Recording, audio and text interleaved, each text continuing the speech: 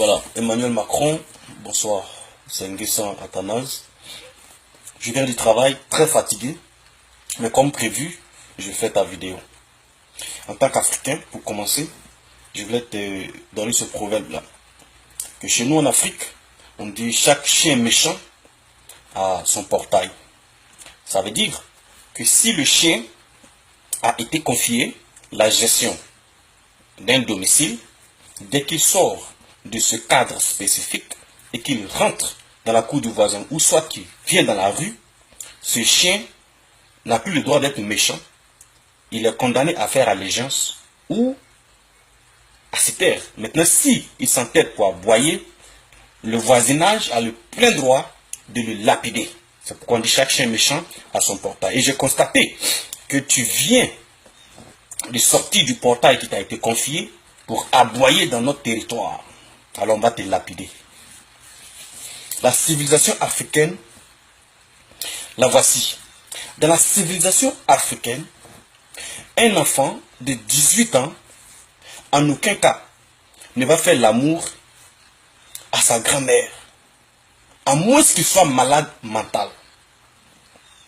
Dans la civilisation africaine, un garçon ne donne jamais son anus à un autre garçon pour y mettre son sexe, à moins qu'il soit mentalement malade. Dans la civilisation africaine, un homme normal ne fait pas l'amour à un animal, à moins qu'il soit mentalement malade. Maintenant, si c'est tout ça là qui est en train de rendre l'Afrique pauvre, là, monsieur Macron, tu as raison. Le problème de l'Afrique, c'est la civilisation. Mais pendant ce temps, je voulais quand même souligner un certain nombre de faits. L'Afrique, c'est au moins 30 millions et plus de kilomètres carrés. Sur cette superficie-là, habitent environ 1,2 milliard de personnes, et ce qui nous donne approximativement 37-40 personnes au kilomètre carré.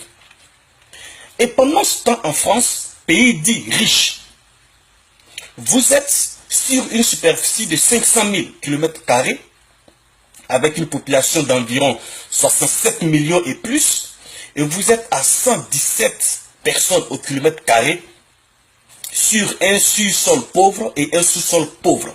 Pendant ce temps, nous avons plus d'espace que vous, mais en Afrique, de surcroît, nous avons le sous-sol qui est riche, et sur le sol aussi est riche. Donc, tu comprends avec moi que la démographie, la civilisation n'est pas le problème de l'Afrique. Le vrai problème de l'Afrique, c'est la rencontre de l'Afrique et la France. Si tu connais qui est Jacques Foccart, si tu connais Houphouët-Boigny, si tu connais Oumar Bongo, si tu connais Robert Bourgi, tu dois savoir de quoi s'agit le rapport entre l'Afrique et la France. Tous nos leaders qui, après l'indépendance, ont cherché, ont réclamé l'élimination totale des frontières artificielles que vous avez tracées à la conférence de Berlin, tous ceux-ci ont été tués parce que la force de la France a résidé dans la division, dans les limites que vous nous avez données.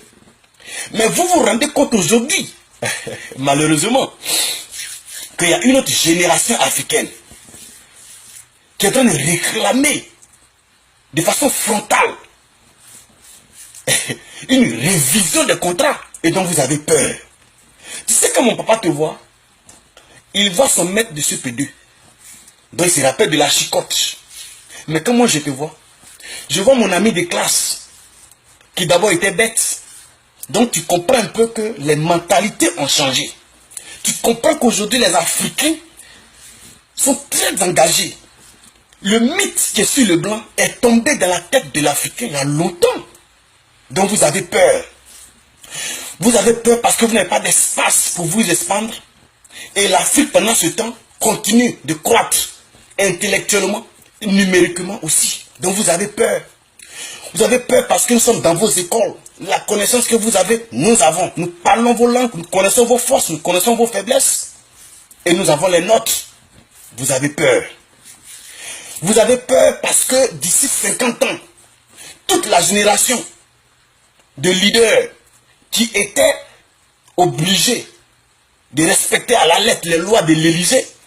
Tout cela va finir et la génération actuelle va vous fatiguer, va vous submerger. Et donc vous avez peur. Vous avez peur parce que vous vous dites que l'Afrique va dominer le reste du monde. Donc vous dépêchez les vaccins pour tuer Ebola, pour tuer les maladies bizarres. Mais mon frère, il faut te ressaisir. Macron, il faut te ressaisir. Je sais que tu es une vieille femme. Je sais que tu es le président de la France. Mais comme tu es rentré sur le territoire africain qui m'appartient, nous te manquons de respect total. De bossi nous ni me tue. C'est un guet sans